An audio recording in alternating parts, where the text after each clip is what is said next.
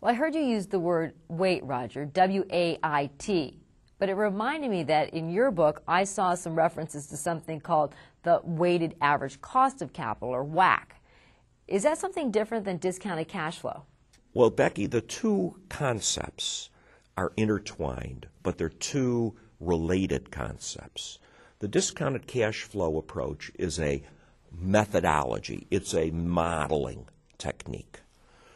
The WACC is one way of arriving at what the discount rate is, where you're taking into account the rate of return on equity and the rate of return on debt.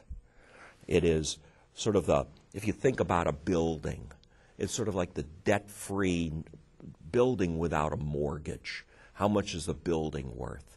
Well, people talk about it in terms not of how much the equity is, how much am I going to buy the whole building for? That's really the concept behind the WACC.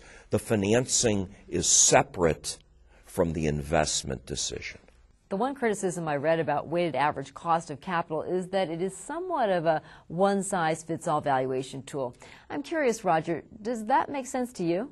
Well, we actually went through this, Becky, in the book, because every company has different characteristics that need to be put into their cost of capital. The characteristics are whether or not they're going to get the tax deduction from the interest that they're borrowing, when the tax deduction is going to occur. Each one of these elements enters into the WACC calculation. So WACC is just like this kind of cash flow, WACC is a framework for coming up with a discount rate with all kinds of twists and turns that need to be considered.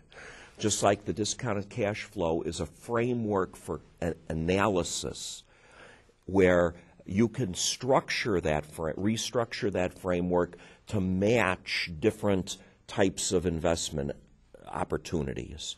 The WACC can be restructured to match the specific characteristics of the company. I've also heard something called real option valuation, Roger, but didn't find it in the index to your book. How does that differ from what we've been discussing? Real option valuation is a scenario.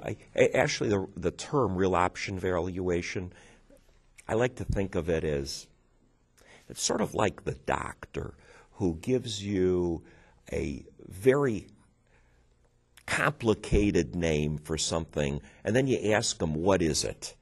A real option valuation is a scenario analysis.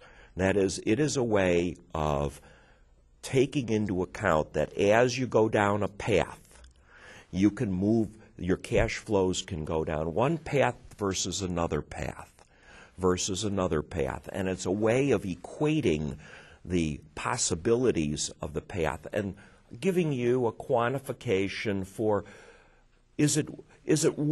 how much is it worth to be able to not have a single path to go down. It really is. I've restructured it and talked about it, and in fact, we talk about it in one part of the book on in an appendix. We have an example called scenario analysis, where we're actually dealing with the issue of a troubled company, which is very pertinent right now. What happened when we were writing the book, it was more a normalized time, and we didn't emphasize valuing troubled companies as much as we would in the next edition in 2 years. But we tried to deal with that as a scenario analysis and show the difference between a scenario analysis using a discounted cash flow model and an option type analysis. And there you can, under certain conditions, end up with very comparable results. And real options is a technique of assembling the paths that business decisions could take. Very powerful, but it is really just a scenario analysis. Well, as you said, Roger, you've been at this game for quite a while. You've looked at the work that other people have done, and you've written the book on the subject. From your perspective, are there certain types of projects that are particularly difficult to value? Well, of course, you always find startups difficult to value, because there you're talking about the unproven. And so the format of whether you use a discounted cash flow or a real options, those are tools. When you're dealing with new startups, market reconnaissance and finding out what the market really will buy is first and foremost the due diligence tool that someone needs to do in order to understand what the possibilities are. I think sometimes people don't spend on startup investments. They don't spend enough time doing due diligence. The failure rate is very, very high. We know the statistics, but you want to be able to separate the new projects that have a higher chance of winning from those that have a lower chance of winning. And that's part of the first element in any valuation or any analysis, and that's due diligence, because you don't have a path that sort of leads you down from history. You're a pioneer. Startups can be viewed both from the standpoint of starting the business in the garage, Hewlett and Packard when they started HP in a garage, but it really is startup for a business is getting into a new product, a alternate use of an existing technology that maybe they have, that they've never ventured into. It can be a product extension. Product extensions, by the way, have proven to be extremely less risky than venturing off, because typically it's not the product, it's the organization's ability of being able to implement the startup plan.